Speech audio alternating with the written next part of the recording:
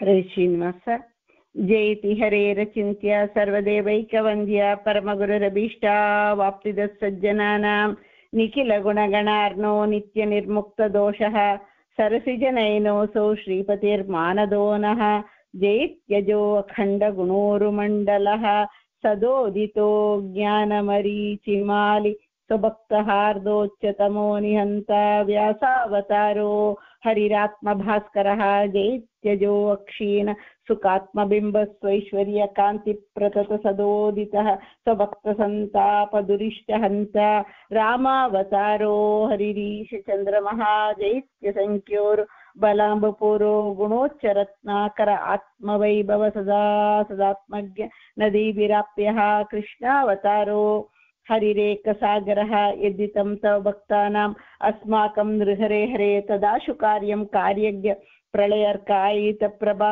ಹರಿಕಥಾಮೃತ ಸಾರ ಗುರುಗಳ ಕರುಣದಿಂದ ಪಣಿತು ಪೇಳುವೆ ಪರಮ ಭಗವದ್ಭಕ್ತರಿದನಾದರದಿ ಕೇಳುವುದು ಆದರದಿ ಕೇಳುವುದು. ವಿಭೂತಿ ಸಂಧಿ ಹರಿಕಥಾಮೃತ ಸಾರದಲ್ಲಿ 5ನೇದು ಅದು ನೋಡ್ತಾ ಬಂದಿದ್ದೀವಿ. ಇವತ್ತು ಕೊನೆಯ ಪದ್ಯ ಉಪಸಂಹಾರ ಅಂತ. ಉಪಸಂಹಾರ ಅಂದ್ರೆ ಫಸ್ಟ್ ಇಂಟ್ರಡಕ್ಷನ್ ಮಾಡಿ ಓವರ್ ವ್ಯೂ ಕೊಡೋದು. ನಾವು ಎಸ್ಸೆ ಬರೆಯುವಾಗ್ಲೂ ಹೀಗೆ ಬರಿತೀವಿ.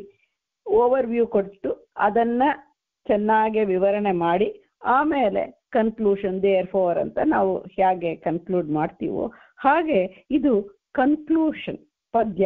ಎಲ್ಲ ಈ ಹಿಂದೆ ಬಂದ 39 ಪದ್ಯಗಳ ಸಾರ, ಆ 38 ಪದ್ಯಗಳ ಸಾರವಾಗಿ ಇರುವಂಥದ್ದು. ಸೊ ಇಷ್ಟು ತನಕ ಈ ವಿಭೂತಿಯಲ್ಲಿ ದೇವರ ವಿಶೇಷ ಉನ್ನತಿ ಇರುವಂತ ಆ ಕಾರಣದಿಂದ ಆಯಾ ವಸ್ತುಗಳು ಆಯಾ ಸ್ಥಾನಮಾನವನ್ನು ಹೊಂದಿದೆ ಅಂತ ಎಲ್ಲವನ್ನು ಹೇಳಿ, ದೇಶಗಳು ಅಂದ್ರೆ ಆಕಾಶ ಅದು ನೋಡಿದೆ. ದೇಶ ಅಂದ್ರೆ ನಾಟ್ ಅ ಕಂಟ್ರಿ ಅಂತ ಅರ್ಥ ಅಲ್ಲ.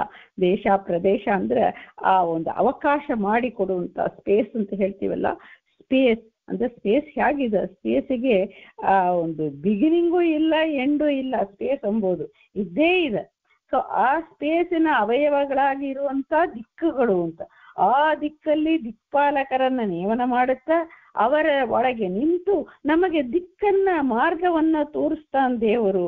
ಅಲ್ಲಿ ಅವನ ವಿಶೇಷ ವಿಭೂತಿ ರೂಪ ಇದ್ದ ಕಾರಣದಿಂದ ಅದು ಅವರು ಆ ದೇವತೆಗಳು ತಮ್ಮ ತಮ್ಮ ಕೆಲಸವನ್ನ ಮಾಡಿ ನಮ್ಮ ಸಾಧನೆಗೆ ನಮಗೆ ಅನುಗ್ರಹ ಮಾಡುತ್ತಾರ. ಅವರ ಮೂಲಕವಾಗ ದೇವರು ಮಾಡುತ್ತಾನ ಅಂತ ಸುರ ಸಾರ್ವಭೌಮ ಅಂತ ಅಲ್ಲಿ ಅದನ್ನು ಹೇಳಿ ಆ ದೇವರು ಅದು ಒಂದೊಂದಲ್ಲಿ ಖಂಡ ರೂಪವಾಗಿ ದೇವರು ಇದ್ದು ಸಮಷ್ಟಿಯಾಗಿ ನೋಡಿದ ಈ ಎಂಟೈರ್ ಆಕಾಶದಲ್ಲಿ ಅವನು ಹಂಸ ನಾಮಕನಾಗಿ ಇದ್ದು ನಮಗೆ ಮಾಡಿಸ್ತಾನಂತ ಇಲ್ಲಿ ಹೇಳಿದ ಮೇಲೆ ನೆಕ್ಸ್ಟ್ ಏನ್ ಹೇಳ್ತಾ ಇದ್ದಾರೆ ಅಂದ್ರೆ ಕಾಲ, ದೇಶ ಕಾಲ ಅಂದ್ರೆ ಪೂರ್ತಿ ವ್ಯಾಪ್ತಿ ಬಂದ್ಬಿಡುತ್ತೆ. ಆ ಕಾಲದಲ್ಲಿ ಇರುವಂತ ಭಗವಂತ, ಕಾಲಗಳ ಅವಯವಗಳು, ಕಾಲ ಅಂತ ಬರೋವಾಗ ಯಾವುದು ನೋಡಿದ್ರೆ ನಾವು ಪ್ರಪಂಚದಲ್ಲಿ ಯಾವುದು ಒಂದು ಕಾಲದಲ್ಲಿ ಅದಾರಳತ್ತೆ, ಒಂದೊಂದು ಕಾಲ ಟೈಮ್ ಎಂಬುದು ಪ್ರಿಸೈಸ್ ಆಗಿ ಒಂದು ಸೆಕೆಂಡ್ ಅಥವಾ ಅದು ಇನ್ನು ಮಾಡ್ತಾ ಹೋದರೆ ವರ್ಷಗಳು ಅಂತ ನಾವು ಭಾವನೆ ಮಾಡ್ತೀವಿ. ಕಾಲವನ್ನ ನಾವು ನಮ್ಮ ವಯಸ್ಸು ಹೇಳುವಾಗಲೂ ಇಷ್ಟು ವರ್ಷ ಅಂತಾನೆ ಹೇಳ್ತೀವಿ, ಇಷ್ಟು ಮಾಸ ಇಷ್ಟು ದಿವಸ ಹೇಳ್ತೀವಿ. ಇದ್ರ ಇವತ್ತು ಹುಟ್ಟಿದ ಮಗು ಹೀಗೆ ಹೇಳ್ತೀವಿ. ಆದ್ರೆ ನಾವು ವರ್ಷವನ್ನ ನಾವು ಮುಖ್ಯವಾಗಿ ಪರಿಗಣನ ಮಾಡ್ತೀವಿ. ಈ ವರ್ಷಗಳಿಂದ ಕಾಲದ ಪ್ರತಿನಿಧಿಗಳು, ವರ್ಷದಲ್ಲಿ ಎಲ್ಲವೂ ಬಂದ್ಬಿಡ್ತವೆ. ವರ್ಷಗಳಲ್ಲಿ ಅಯನಗಳು ಬರುತ್ತೆ, ಅಯನಗಳಲ್ಲಿ ಆ ಒಂದು ಋತುಗಳು ಬರುತ್ತೆ, ಋತುಗಳಲ್ಲಿ ಮಾಸ ಬರುತ್ತೆ, ಮಾಸದಲ್ಲಿ ಪಕ್ಷ ಬರುತ್ತೆ, ಆಮೇಲೆ ವಾರ ಬರುತ್ತೆ, ದಿವಸ ಬರುತ್ತೆ, ದಿವಸದಲ್ಲಿ ಮಿನಿಟ್ಸು, ಸೆಕೆಂಡ್, ಇದು ಗಳಿಗೆ ಹೀಗೆ ಅದು ಕಾಲದ ಅವಯವಗಳು ಇರುತ್ತೆ. ಸೊ ವರ್ಷವನ್ನ ತಕೊಂಡು ಇಲ್ಲಿ ಹೇಳ್ತಾ ಇದ್ದ ದೇವರ ವಿಭೂತಿ ಕಾಲದಲ್ಲಿ ಇದೆ ಅಂತ ಹೇಳ್ತಾ ಇದ್ದಾರೆ. ದೇಶ ಕಾಲ ಹೇಳಿದ್ರೆ ನೀವು ಎಕ್ಸ್ ಅಂಡ್ ವೈ ಆಕ್ಸಿಸ್ ಅಂತ ಹಾಕೊಂಡ್ರೆ ಕಂಪ್ಲೀಟ್ ವ್ಯಾಪ್ತಿ ಬಂದ್ಬಿಡುತ್ತೆ. ದೇಶ ಕಾಲ covers everything, past, present, future ಎಲ್ಲವೂ ಕವರ್ ಆಗ್ಬಿಡತ್ತೆ ಅದ್ರಲ್ಲಿ. ಸೊ ಈ ಪದ್ಯ ಈ ಕಾಲಕ್ಕೆ ಕಾಲ ಅಂತ ಇಲ್ಲಿ ವರ್ಷಗಳನ್ನ ತಗೊಂಡಿದ್ದಾರೆ. ನಾವು ವರ್ಷ ಅಂತ ಹೇಳುವಾಗ ಇಯರ್, ಈ ಸಂವತ್ಸರ ಹೀಗೆ ಹೇಳ್ತೀವಿ. ಹೇಳಿದಾಗೆ ವರ್ಷಗಳು ಹೇಗಿದೆ ಅಂದ್ರೆ ಇದು ಕಾಂಟೆಕ್ಸ್ಚುವಲ್, ನಮ್ಮ ಲೌಕಿಕದಲ್ಲಿನೂ ಹಾಗೇ ತಾನೆ. ವರ್ಷ ಅಂತ ಹೇಳಿದಾಗ ಕ್ಯಾಲೆಂಡರ್ ಇಯರ್ ಜನವರಿಯಿಂದ ಶುರು ಮಾಡ್ಬೋದು, ಅಥವಾ ನಮ್ಮ ಕ್ಯಾಲೆಂಡರ್ ಇಯರ್ ಅಂತ ಹೇಳ್ಬೋದು ವರ್ಷ ಅಂತಲೂ. ಅದರಲ್ಲಿ ಸೂರ್ಯಮಾನ ಚಂದ್ರಮಾನ ಅಂತ ಹೇಳಬಹುದು. ಅಥವಾ ನಾವು ಬಳಸೋದು ಅಕೌಂಟಿಂಗ್ ಇಯರ್ ಬೇರೆ, ಅಕಾಡೆಮಿಕ್ ಇಯರ್ ಬೇರೆ. ಸೊ ಒಂದೊಂದಕ್ಕೇನು ಬೇರೆ ಬೇರೆ ಗಣನೆ ಮಾಡ್ತೀವಿ. ಹಾಗೇನೆ ನಮ್ಗೆ ವರ್ಷಗಳನ್ನು ಅನೇಕ ವರ್ಷ ಅಂದ್ರೆ ಯಾವ ವರ್ಷ ಅಂಬೋದು ಬರುತ್ತೆ. ನಮ್ಗೆ ನಮ್ಮ ವ್ಯವಹಾರದಲ್ಲಿ ಒಂದೇ ಕ್ಯಾಲೆಂಡರ್ ಇಯರ್ ಇಟ್ಕೊಳ್ತೀವಿ, ಇದನ್ನು ಅನೇಕ ಇಯರ್ಗಳನ್ನು ಬಳಸ್ತೀವಿ. ಹಾಗೇನೆ ಭಾಗವತದಲ್ಲಿ ಏನೇನು ವರ್ಷ ಯಾವುದು ಅಂದ್ರೆ ಇದು ಯಾಕೆ ಹೇಳ್ತಾರಂದ್ರೆ ಒಂದೊಂದಕ್ಕೆ ಒಂದೊಂದು ಬಳಸ್ತೀವಿ ನಾವು. ಸೂರ್ಯನ ಗತಿ ತಕ್ಕಂತೆ ವರ್ಷಗಳು, ಚಂದ್ರನ ಗತಿ ತಕ್ಕಂತೆ ವರ್ಷ. ಸೂರ್ಯ ಗತಿ ಅಂದ್ರೆ ಸೂರ್ಯ ಒಂದೊಂದು ರಾಶಿಯಲ್ಲಿ ಹೋಗೋದು ಬಳಸ್ತೀವಿ. ಚಂದ್ರ ಅವನ ಗತಿ, ನಕ್ಷತ್ರ ಗತಿ, ಪ್ರತಿ ದಿವಸ ಇವತ್ತು ನಾಳೆ ಬರ್ತೀವಿ ಅಂತ ಹೇಳ್ತೀವಿ, ಡೇ ಇಟ್ಕೊಂಡು ಅದನ್ನು ಪರಿಗಣನೆ ಮಾಡ್ತೀವಿ. ಹೀಗೆ ವರ್ಷಗಳು ಅನೇಕ ರೀತಿಯಾಗಿ ಇದೆ. ಅದರಲ್ಲಿ ದೇವರು ನಿಂತು ಆ ಕಾರ್ಯಗಳನ್ನ ಅವನು ಮಾಡಿಸ್ತಾನೆ. ಅದು ಮಾತ್ರ ಅಲ್ಲ, ಯಾವ ಯಾವ ಕರ್ಮಗಳನ್ನ ಈ ವರ್ಷ ಅಂದ್ರೆ ಯಾವ ವರ್ಷವನ್ನ ನಾವು ರೆಕನ್ ಮಾಡಬೇಕು ಎಂಬುದು ಇದೆ. ಸೊ ಅದಕ್ಕೇನು ಅದು ಶಾಸ್ತ್ರದಲ್ಲಿ ಮಹಾಭಾರತದಲ್ಲಿ ಯಾವ ಯಾವ ಕಾಲವನ್ನ ನಾವು ಬಳಸಬೇಕು ಯಾವುದಕ್ಕೆ ಅಂತನೂ ಅದು ಮಾಡಿದ್ದಾರೆ. ಯಾಕೆ ಅದು ಮಾಡಿದ್ದಾರೆ ಅಂದ್ರೆ ಅಲ್ಲಿ ನಿಂತು ದೇವರು ನಮಗೆ ಅನುಗ್ರಹವನ್ನ ಅವನು ಮಾಡುತ್ತಾನೆ, ಇದಕ್ಕೆ ಹೇಳ್ತಾರೆ. ಸೊ ಅದನ್ನ ಈ ಪದ್ಯದಲ್ಲಿ ದೇವರು ಹೇಗೆ ನಿಂತು ಮಾಡುತ್ತಾನೆ, ಅಲ್ಲಿ ಹಿಂದೆ ಹೇಳಿದಂತೆ ಆಯಾ ಹೆಸರಿನಲ್ಲೇ ಅವನು ಆಯಾ ಕಾರ್ಯಗಳನ್ನ ಅವನು ಮಾಡ್ತಾನೆ. ಆ ವಿಭೂತಿಯನ್ನ ಇಲ್ಲಿ ತಿಳಿಸಿಕೊಡ್ತಾ ಇದ್ದಾರೆ. ಈ ಪದ್ಯ ಹೀಗಿದೆ: ಪರೀಡವತ್ಸರನು ಸಂವತ್ಸರದೊಳನಿರುದ್ಧಾದಿ ರೂಪವ ಧರಿಸಿ ಬಾಹಸ್ ಪಥ್ಯ ಸೌರಭ ಚಾಂದ್ರಮನು ಎನಿಸಿ ಇರುತಿಹ ಜಗನ್ನಾಥ ವಿಠಲ ಸ್ಮರಿಸುವವರನು ಸಂತಯುಪನೆನ್ ದುರುಪರಾಕ್ರಮ ಉಚಿತ ಸಾಧನ ಯೋಗ್ಯತೆಯ ನರಿತು. ಉರುಪರಾಕ್ರಮ ಶ್ರೇಷ್ಠವಾದ ಇರುವಂತ ಅವನು ಶ್ರೇಷ್ಠ. ಆ ಪರಾಕ್ರಮ ಹೇಗಿದೆ ಅಂದ್ರೆ ಸುಪ್ರೀಂ ಪರಾಕ್ರಮ ಇರುವಂತ ಆ ಭಗವಂತ ಇಲ್ಲಿ ಹೇಗೆ ನಿಂತು ಮಾಡ್ತಾ ಇದ್ದಾನಂದ್ರೆ ಅವನು ಅನಿರುದ್ಧಾದಿ ರೂಪದಿಂದ ಇದ್ದು ಇದನ್ನ ಮಾಡ್ತಾ ಇದ್ದಾನ ಅಂತ ಹೇಳ್ತಾರೆ. ಇಲ್ಲಿ ಹೇಳುವಾಗ ಈ ಒಂದು ವರ್ಷಗಳನ್ನ ಹೀಗೆ ವಿಂಗಡ ಮಾಡಿ ಹೇಳ್ತಾರೆ. ಪರಿವತ್ಸರ ಅಂತ ಒಂದಕ್ಕೆ ಪರಿವತ್ಸರ ಅಂದ್ರೆ 5 ಹಾಗೆ ಮಾಡಿದ್ದಾರೆ.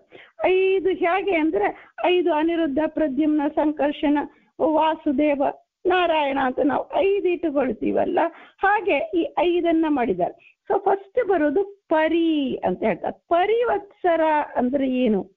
ಪರಿವತ್ಸರ ಅಂದ್ರೆ ಬೃಹಸ್ಪತಿ ಗುರು, ಬೃಹಸ್ಪತಿ ಅಂತ ಹೇಳ್ತೇವೆ, ಬಾರ್ಹಸ್ಪತಿ ಅಂತ ಹೇಳ್ತೀವಲ್ಲ, ಅದು ಆ ಒಂದು ಗುರು, ಆ ಗ್ರಹಗಳಲ್ಲಿ ಇರುವಂತಹ ಗುರು, ಅವನು ಒಂದೊಂದು ರಾಶಿಯಲ್ಲಿನೂ ನಮ್ಗೆ ಗೊತ್ತು 12 ರಾಶಿಗಳು ಇದೆ ಅಂತ ಗೊತ್ತು ನಮ್ಗೆ ಈ 12 ರಾಶಿಗಳಲ್ಲಿ ಒಂದೊಂದು ರಾಶಿಯಲ್ಲಿನೂ ಅವನು ಹೇಗೆ ಅವನ ಚಲನೆ, ಆ ಒಂದು ಆಕಾಶ ಮಾರ್ಗದಲ್ಲಿ ಅವನ ಚಲನೆ ಹೇಗಿರತ್ತ ಅಂದ್ರೆ ಅವನು ಒಂದೊಂದು ರಾಶಿಯಲ್ಲಿನೂ ಒಂದು ವರ್ಷ ಇರ್ತಾನೆ.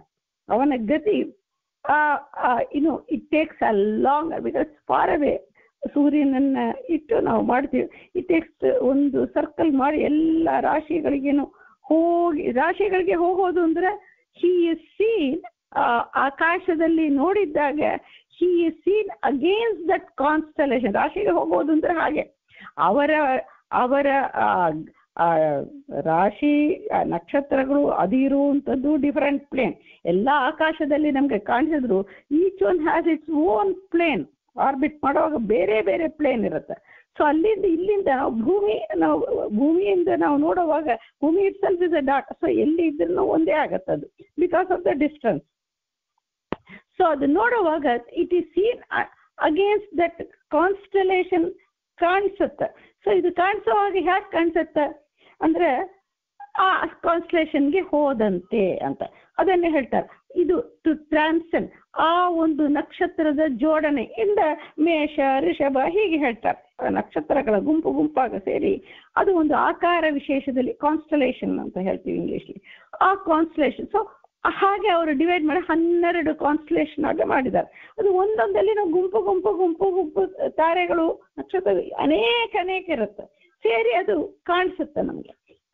ಸೊ ಅದು ಏನ್ ಮಾಡುತ್ತೆ ಅಂದ್ರೆ ಒಂದು ರಾಶಿ ಕವರ್ ಮಾಡ್ಲಿಕ್ಕೆ 1 ವರ್ಷ ಆಗುತ್ತೆ ಆ ಬೃಹಸ್ಪತಿಗೆ, ಗುರುವಿಗೆ. ಸೊ 12 ಕವರ್ ಮಾಡಬೇಕು ಅಂದ್ರೆ ಎಷ್ಟಾಗುತ್ತೆ? 12 ವರ್ಷ ಆಗುತ್ತೆ. ಸೊ ಒಂದು ಪ್ರದಕ್ಷಿಣ ಹಾಕಿ ಬರೋವಾಗ 12 ವರ್ಷಗಳು ಆಗತ್ತೆ. ಅದನ್ನ ಪರಿವತ್ಸರ, ಬಾರ್ಹಸ್ಪತ್ಯಮಾನ ಅಂತ ಕರೀತಾರೆ. ಅದರ್ವೈಸ್ ಅದನ್ನ ಪರಿವತ್ಸರ ಅಂತ ಭಾಗವತಕಾರರು, ವೇದವ್ಯಾಸರು ಕರೆದಿದ್ದಾರೆ. ಸೊ ಈ ಒಂದು ಇದು ಅವನು ಹೋಗಿ ಬರಬೇಕು, ಪ್ರಿಸಿಷನ್ ಇರುತ್ತೆ. ಹಾಗೆಯೇ ಅವನು ಚಲಿಸಿ ಬರುವ ಮೂಲಕವಾಗ it has effects on various things ಆಗುತ್ತೆ. ಸೊ ಅದು ಹೇಗೆ ಅವನು ಚಲನೆ ಮಾಡ್ತಾನೆ, ಯಾರು ಚಲಿಸ್ತಾರ ಅವನನ್ನ, ಹೇಗೆ ಅವನು ಒಂದೊಂದು ವರ್ಷ ಒಂದು ಎಕ್ಸಾಕ್ಟ್ ಹೇಗೆ ಮಾಡ್ತಾನಂದ್ರೆ ಅವನಲ್ಲಿ ಭಗವಂತ ಅನಿರುದ್ಧ ರೂಪದಿಂದ ನಿಂತು ಆ ಕಾರ್ಯವನ್ನ ಅವನು ಮಾಡಿಸ್ತಾನೆ. ಸೊ ಅದಕ್ಕೆ ಹೇಳ್ತಾರೆ ಪರಿ ಅಂತ ಹೇಳುವಾಗ ಅದು ಬಾರ್ಹಸ್ಪತ್ಯ ಮಾನವನ್ನ ಹೇಳುತ್ತೆ. ಪರಿವತ್ಸರದಲ್ಲಿ ಅಂದ್ರೆ ಒಂದು 12 ವರ್ಷ ಆಗುತ್ತೆ ಒಂದು ಸುತ್ತು ಬರುವಾಗ.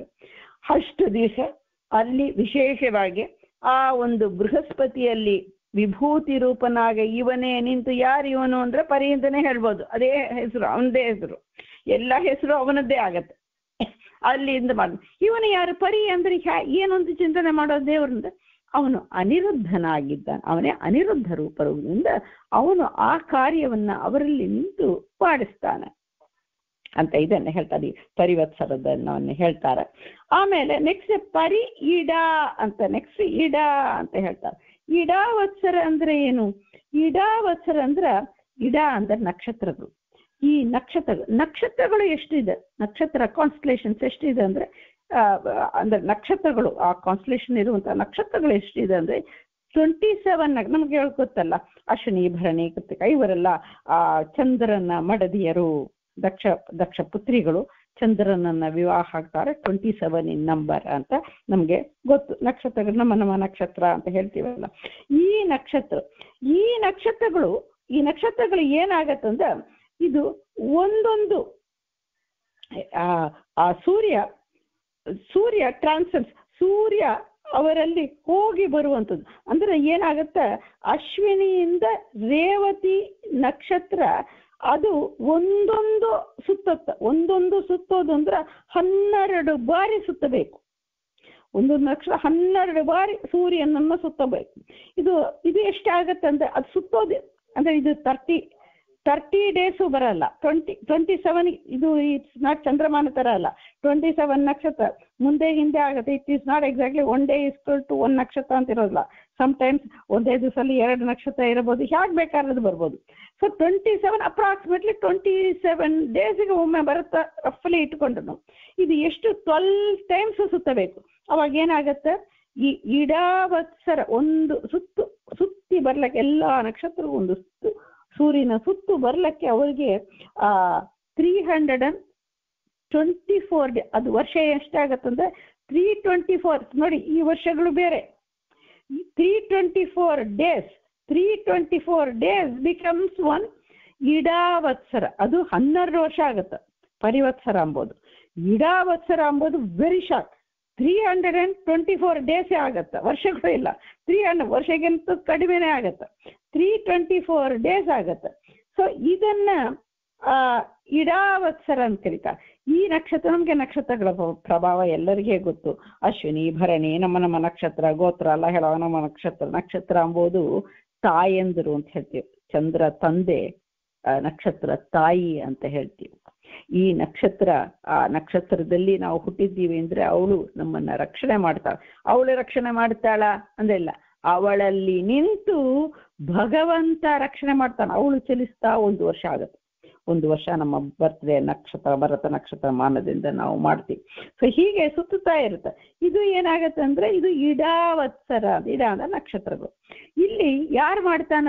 ಪ್ರದ್ಯುಮ್ನ ರೂಪ ಭಗವಂತ ನಿಂತು ಮಾಡಿ ಅವರವರಿಗೆ ಆಯಾ ಫಲಗಳನ್ನ ಕೊಡುತ್ತಾ ಆಯಾ ಕಾಲವನ್ನ, ಇವತ್ತು ನಮ್ಮ ನಕ್ಷತ್ರ ದಿವಸ ಅಂತ ಹೇಳ್ತೀವಲ್ಲ, ಅದು ಅವತ್ತು ವಿಶೇಷವಾಗಿ ಆ ನಮ್ಮ ಕರ್ಮ ಸಮರ್ಪಣೆಯನ್ನು ಮಾಡೋದವರಿಗೆ ಅಲ್ಲಿ ಹೇಗೆ ಸುರ ಸಾರ್ವಭೌಮ ಅಂತ ಆ ಒಂದು ದಿಕ್ಕುಗಳಿಗೆ ಹೇಳಿದೀವೋ, ಇಲ್ಲಿ ಆ ಭಗವಂತನ ಅವನ ಮೂಲಕವಾಗಿ ಆಗತ್ತಂತೆ. ಇದು ನಮ್ಗೆ ಅವಶ್ಯ ಆಗತ್ತೆ. ನೋಡಿ, ನಾವು ಸಂಕಲ್ಪದನ್ನು ಮಾಡುವಾಗ ದಿನಾಗ್ಲೂ ಸಂಕಲ್ಪ ಮಾಡುವಾಗ ಆ ಕಾಲ, ಆ ವರ್ಷ ಹೇಳ್ತೀವಿ, ಅದಕ್ಕೆ ಸಂವತ್ಸರ ಅಂತ ಹೇಳ್ಕೊಳ್ತೀವಿ.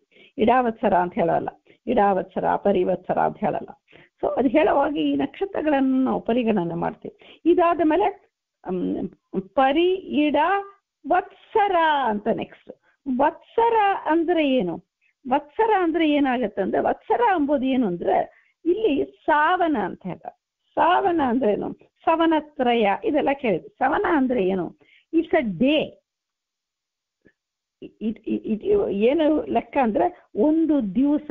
ನಿನ್ನೆ, ಇವತ್ತು, ನಾಳೆ ಬರ್ತೀನಿ ಅಂದ್ರೆ ನಾಳೆ ಅಂದ್ರೆ ಎಕ್ಸಾಕ್ಟ್ಲಿ ಮಿಡ್-ನೈಟ್ 12 o'clock ಬರ್ತೀವ? ಇಲ್ಲ, ನಮ್ಗೇನು ಸೂರ್ಯ ಉದಯದಿಂದ ತಿರ್ಗಾ ಸೂರ್ಯ ಉದಯ ತನಕ ಒಂದು ದಿವಸ ಅಂತ ಪರಿಗಣನೆ. ಅದನ್ನ ಸವನ ಅಂತ ಹೇಳ್ತಾರೆ. ಆ ಸವನ ಒಂದು ಇದು ಏನಾಗತ್ತೆ, ಒಂದು ದಿವಸ.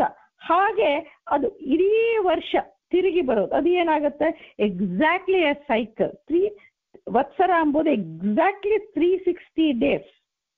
ಒಂದೊಂದು ದಿವಸ ಪುರುಷ ಸೂಕ್ತ ಇತ್ಯಾದಿ ಒಂದೊಂದು ಸಮಿತಿಗಳು ಮುಂದೆನೂ ಬರುತ್ತೆ ನಮ್ಗೆ. ಆ 360 days it's one day. One day ಅಂದ್ರೆ ಸೂರ್ಯ ಉದಯದಿಂದ ನಾಳೆ ಸೂರ್ಯ, ನಾಟ್ ಲೈಕ್ ಸನ್ಸೆಟ್ ಅಲ್ಲ, ಇವತ್ತಿನ ಸೂರ್ಯ ಉದಯದಿಂದ ನಾಳೆ ಸೂರ್ಯ ಉದಯ. ಅದನ್ನೇ ಹೇಳ್ತೀವಿ ನಾವು ಇವತ್ತು, ನಾಳೆ ಅಂತ ನಾವು ಮಾತಾಡೋದು. ಇವಾಗ ನಮ್ಗೆ ಇಂಗ್ಲಿಷ್ ಇದು ಪ್ರಕಾರ ಮಿಡ್-ನೈಟ್ ಅಂತ ಹೇಳ್ತೀವಿ. ನಮ್ಮ ಪ್ರಕಾರ ಸೂರ್ಯ 4:30 ಅರೌಂಡ್ ದಟ್ ನೆಕ್ಸ್ಟ್ ಡೇ ಅಂತ ಸ್ಟಾರ್ಟ್ ಆಗತ್ತಲ್ಲ. ನಾವು ಕೆಲವುದಕ್ಕೆ ಮೋಸ್ಟ್ ಆಫ್ ದಕ್ಕೆ ಅದನ್ನೇ ಬಳಸ್ತೀವಿ, ಈ ವೆಸ್ಟರ್ನ್ ಇದು ಬಳಸೋದಿಲ್ಲ. ಸೊ ಹೀಗೆ ಅದನ್ನ ಸವನ ಅಂತ ಹೇಳ್ತಾರೆ. ಆ ಸವನಕ್ಕೆ ಸಂಬಂಧಪಟ್ಟು ಸಾವನ ವರ್ಷ ಅಂತ ಹೇಳುವಾಗ ಅದು 360 days. ಅದೇನಾಗುತ್ತೆ, ದಿನಗಳನ್ನ ಪರಿಗಣನೆ ಮಾಡೋದಾಗ ಅದು ಎಕ್ಸಾಕ್ಟ್. ಅದಕ್ಕೆ ವತ್ಸರ ಅಂತ ಕರೀತಾರೆ. ಇಲ್ಲಿ ನಿಂತು ಏನು ಮಾಡ್ತೀವಿ, ಪ್ರತಿದಿನ ನಾವು ಮಾಡುವಂತ ಕರ್ಮ ಇದೆಲ್ಲ ನಾವು ಹೇಳ್ತೀವಿ. ಹಂಸ ಮಂತ್ರ ಇದೆಲ್ಲ, ಆಶ್ವಾಸ, ಇವತ್ತಿನಿಂದ ನಾಳೆ ಸೂರ್ಯ ಉದಯ ತನಕ ನನ್ನಲ್ಲಿ ನಿಂತು ವಾಯುದೇವರು ಈ ಶ್ವಾಸವನ್ನ ನಡೆಸಿ ನಮ್ಗೆ ಪ್ರಾಣ ಶಕ್ತಿಯನ್ನ ಕೊಟ್ಟಿದ್ದಾನೆ. ಅವನೇ ಕೊಡ್ಬೇಕಲ್ವಾ? ನಾವು ಶ್ವಾಸ ಮಾಡ್ತೀವ ಏನಾದ್ರು ಪ್ರಯತ್ನ ಮಾಡಿ? ಇಲ್ಲ, ಅದು ತಾನೇ ಆಗ್ತಾ ಇರುತ್ತೆ. ಒಂದು ದಿವಸ ಅವನ ಹಂಸ ಮಂತ್ರ, ಇದು ಫಸ್ಟ್ ಸಂಧಿಯಲ್ಲಿ ನೋಡಿದ್ವಿ. ಹಂಸ ಮಂತ್ರವನ್ನು ಉಚ್ಚಾರ ಮಾಡ್ತಾ ಇರ್ತಾನೆ. ಹಂಸ ಜಪ ವಾಯುದೇವರು ಮಾಡೋದು, ಅವ್ರು ಮಾಡ್ತಾರಂತ ನಾವು ತಿಳ್ಕೊಳ್ಳೋದಷ್ಟೇ. ಅವರೇ ನಮ್ಮಲ್ಲಿ ಕೂತು ಈ ಶ್ವಾಸವನ್ನು ನಡೆಸ್ತಾರೆ. ಹೇಗೆ? ಒಂದು ದಿವಸ, ಇವತ್ತಿನ ಸೂರ್ಯೋದಯದಿಂದ ನಾಳೆ ಸೂರ್ಯೋದಯ ತನಕ ಒಂದು ದಿವಸ. ಸೊ ಹೀಗೆ ನಾವು ಮಾಡ್ತೀವಿ. ನಿನ್ನೆ ಸೂರ್ಯೋದಯ, ಈ ಸೂರ್ಯೋದಯ ತನಕ ನನ್ನಲ್ಲಿ ನಿಂತು ವಾಯುದೇವರು ಮಾಡಿಸಿದ್ದಾರೆ ಅಂತ ನಾವು ಮಾಡಿಸಿದ್ದಾರೆ ಅಂತ ಅವ್ರನ್ನ ಸ್ಮರಣ ಪೂರ್ವಕವಾಗಿ ಮಾಡಿದ್ರೆ ಅಷ್ಟು ಪುಣ್ಯಗಳು ಬರುತ್ತೆ ಅಂತ ಹೇಳ್ತಾರೆ. ಯಾಕೆಂತ ಗ್ರಾಟಿಟ್ಯೂಡ್. ಸೊ ಅದನ್ನೇ ಹೇಳೋದು ಒಂದು ಸಾವನ, ಒಂದು ದಿವಸ ಅಂತ 360. ಅಲ್ಲಿ ಯಾರಿದ್ದಾರೆ ಅದನ್ನ ವತ್ಸರ ಅಂತ ಕರೀತಾರೆ. ಅಲ್ಲಿ ಸಂಕರ್ಷಣ ರೂಪ ಭಗವಂತ ನಿಂತು ಆ ಕಾರ್ಯವನ್ನ ಮಾಡಿಸ್ತಾನೆ. ಆಮೇಲೆ ಏನಾಯ್ತು, ಪರಿ ಇಡ ವತ್ಸರ ಅನುವತ್ಸರ. ನೆಕ್ಸ್ಟ್ ಬರೋದು ವತ್ಸರ ಅನುವತ್ಸರ. ಅನುವತ್ಸರ ಅಂದ್ರೆ ಏನು? ಅನುವತ್ಸರ ಆಮೇಲೆ ಸಂವತ್ಸರ ಅಂತ ಬರುತ್ತೆ. ವತ್ಸರ, ಅನುವತ್ಸರ, ಸಂವತ್ಸರ ಅಂತ. ಸೊ ಇದು ಫಸ್ಟ್ ಸಂವತ್ಸರ ನೋಡ್ಬಿಟ್ಟು ಅನುವತ್ಸರ ನೋಡೋದು ಈ ಸೇರಾಗುತ್ತೆ. ಸಂವತ್ಸರ ಅಂದ್ರೆ ನಾವು ನಮ್ಮ ಕ್ಯಾಲೆಂಡರ್ 365 days ಅಂತ ನಾವು ಇಟ್ಕೊಂಡಿದ್ದೀವಿ. ಅದೇನು ಬೇಸಿಕಲಿ ಸೂರ್ಯ. ಇವಾಗ ಏನು ಅಂದ್ರೆ ಈ ಸೂರ್ಯ ಅಲ್ಲಿ ಫಸ್ಟ್ ಹೇಳಿದ್ದು ಪರಿವತ್ಸರ ಅಂದ್ರೆ ಗುರು ಒಂದೊಂದು ರಾಶಿಯಲ್ಲಿನೂ ಹೋಗೋದು. 12 ರಾಶಿಯನ್ನ ಅದು ಸುತ್ತು ಬರುತ್ತೆ. 12 ರಾಶಿಗಳು ಸುತ್ತು ಇರತ್ತೆ. ಒಂದು ಪ್ಲೇನ್ ಇಲ್ಲ, ಡಿಫ್ರೆಂಟ್ ಪ್ಲೇನ್ ಇದ್ರೂ ಆಕಾಶದಲ್ಲಿ ನೋಡುವ ಯಾರು ಕನೆಕ್ಟೆಡ್ ಸೂರ್ಯನ ಸುತ್ತು ಅಂತ ಬರುತ್ತೆ. ಸೊ ಸುತ್ತು ಅದು ಆರ್ಬಿಟ್, ಅದು ಹೋಗುವಂತ ಪ್ಯಾತ್, ಅದರ ಮಾರ್ಗ.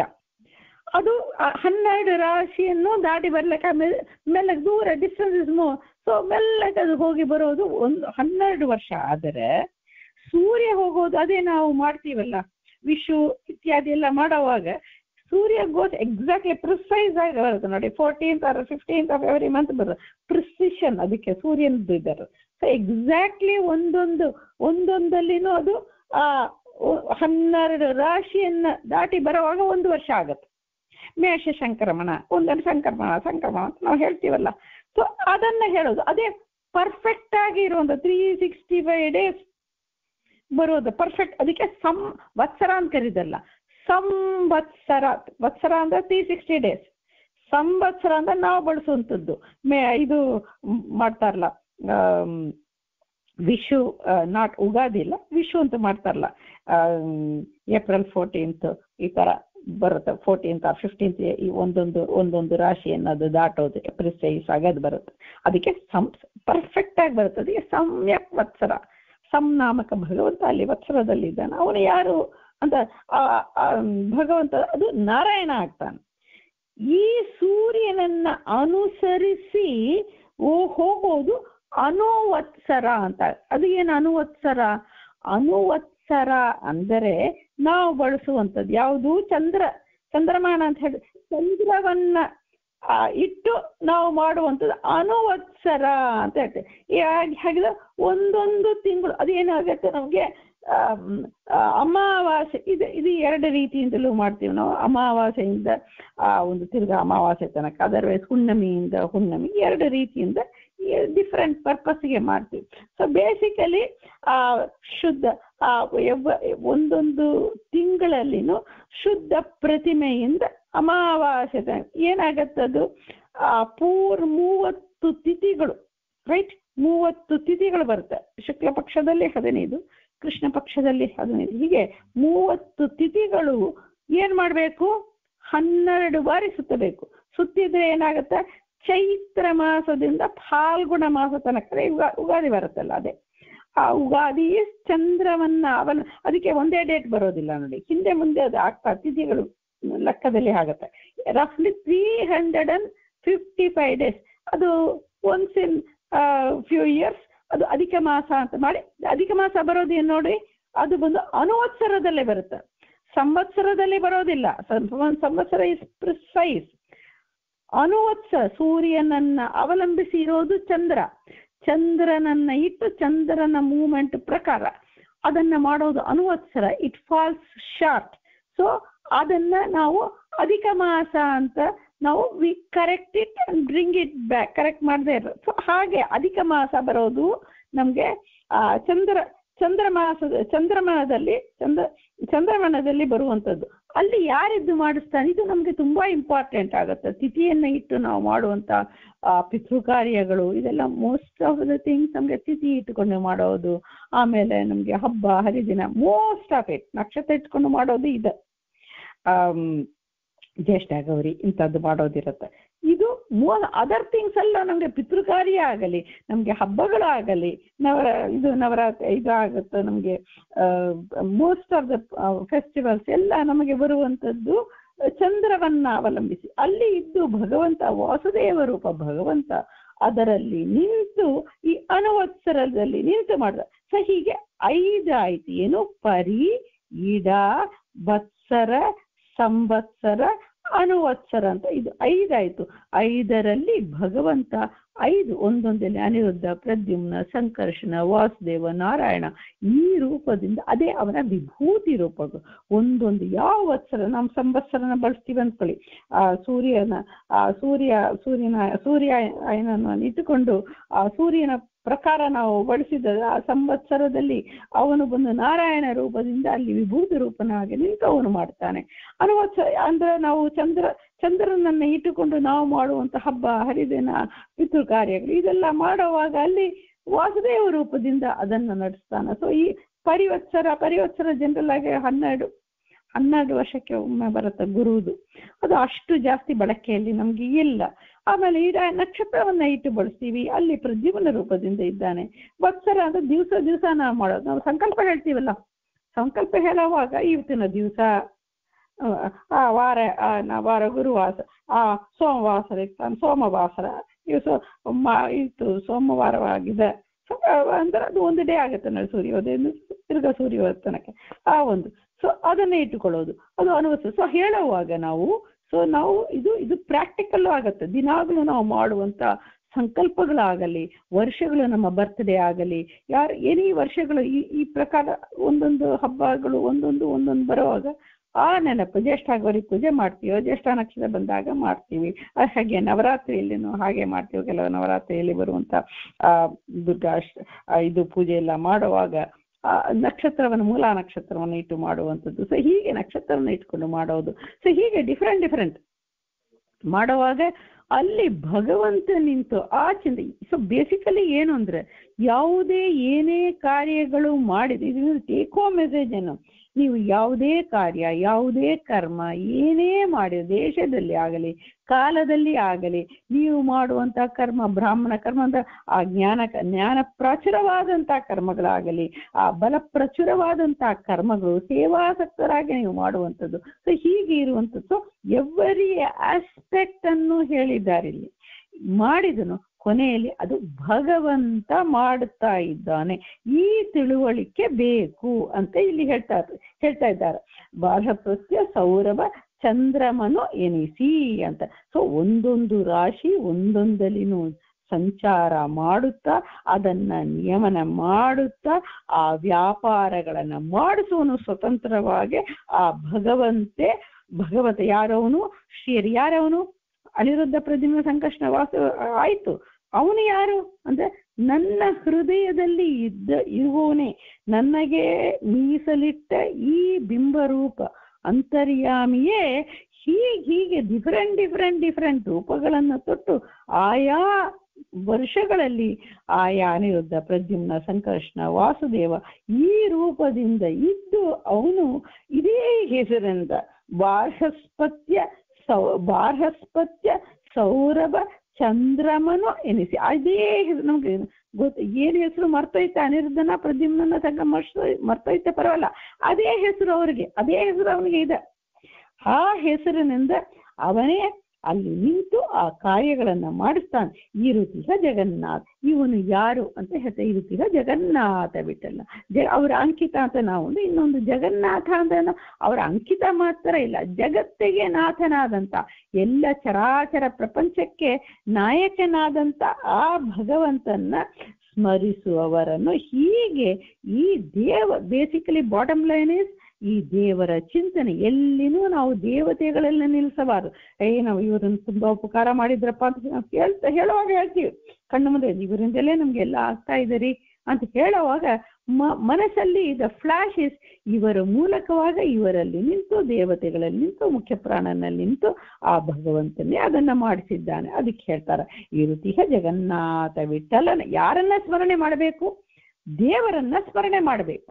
ದೇವರು ಆಯಾ ಅಧಿಷ್ಠಾನ ಅಂದ್ರೆ ಆ ಬೋರ್ಡ್, ಆಯಾ ಅಧಿಷ್ಠಾನದಲ್ಲಿ ನಿಂತು ಅಲ್ಲಿರುವಂತಹ ಮುಖ್ಯ ಪ್ರಾಣರು, ದೇವತೆ, ಅಫ್ಕೋರ್ಸ್ ಲಕ್ಷ್ಮೀನಾರಾಯಣ ಒಟ್ಟಿಗೆ ನಿಂತು ಆ ಕಾರ್ಯಗಳನ್ನ ಮಾಡುತ್ತಾ ಇದೆ. ದೇವರ ಚಿಂತನೆ ಫ್ಲಾಶ್ ಎಲ್ಲ ಹೇಳ್ಬೇಕು ಅಂತಿಲ್ಲ, ಮನಸ್ಸಲ್ಲಿ ಅದು ಎಲ್ಲ ಕಡೆನೂ ಹೇಳ್ತಾ ಹೋದ್ರೆ ಹುಚ್ಚು ಅಂತ ಅನ್ಕೊಳ್ತಾರೆ. ಬಿಕಾಸ್ ಯಾರಿಗೆ ನಾನು ಅರ್ಥ ಆಗಲ್ಲ, ಏನ್ ಮಾತಾಡ್ತಾರಂತ. ಮನಸ್ಸಲ್ಲಿ ಆ ಥಾಟ್ ನಮ್ಗೆ ಇರಬೇಕು. ಸ್ಮರಿಸುವವರನ್ನು ಸ್ಮರಣೆ ಮಾಡಬೇಕು ಅಂತ ಫಸ್ಟ್ ತಿಳ್ಕೋಬೇಕು. ತಿಳಿದು ಅದನ್ನ ಮೆಲುಕು ಹಾಕುತ್ತಾ ದಟ್ ಇಂಪ್ರೆಷನ್ ನಮ್ಮ ಮನಸ್ಸಲ್ಲಿ ಇದ್ದರೆ ಸ್ಮರಣೆ ಇಸ್ ಅ ರೀಕಾಲ್ ಆಗಬೇಕು ಅಂದ್ರೆ ಅದರ ಚೂರು ಒಂದು ಪ್ರಾಕೃತವಾದಂತಹ ಅನುಭವ. ದೇವರು ನಮ್ಗೆ ರಕ್ಷಣೆ ಮಾಡಿದ, ಕಷ್ಟದಲ್ಲಿ ಇದ್ದಾಗ ಅಲ್ಲಿ ಎಲ್ಲೋ ಹೋಗ್ತಾ ಇದ್ದೀವಿ, ಯಾರೋ ಬಂದು ನಮ್ಗೆ ಯಾರೋ ಉಪಕಾರ, ಎಲ್ಲರಿಗೂ ಇದಾಗಿರತ್ತೆ ಉಪಕಾರ, ಏನೋ ಒಂದು ಉಪಕಾರ ಮಾಡಿದ್ರು, ಈಗ ಈ ಜಾಗೆಯಲ್ಲಿ ಮಾಡಿದ್ರು, ಈ ಕಾಲದಲ್ಲಿ ಮಾಡಿದ್ರು ಅಂತ ಆ ಅನುಭವ ಇದೆ. ಆ ಅನುಭವ ಜೊತೆಯಲ್ಲಿ ಸೇರಿಸ್ಕೋಬೇಕಾದ್ರು ಅವರಲ್ಲಿ ನಿಂತು ದೇವರು ಮಾಡಿಸಿದ ಮುಖ್ಯ ಪ್ರಾಣನಲ್ಲಿ ಇರುವಂತ ಲಕ್ಷ್ಮೀನಾರಾಯಣನೇ ಅವನ ವಿಭೂತಿ ರೂಪದಿಂದ ಇದಾಗಿದೆ. ಈ ಸ್ಮರಣೆ ಮಾಡುವವರನ್ನ ಸಂತೈಪ ಅವನು ರಕ್ಷಣೆ ಮಾಡುತ್ತಾನೆ. ಯಾಕೆಂದ್ರೆ ಇಲ್ಲಿ ಹೇಳಿರುವಂತ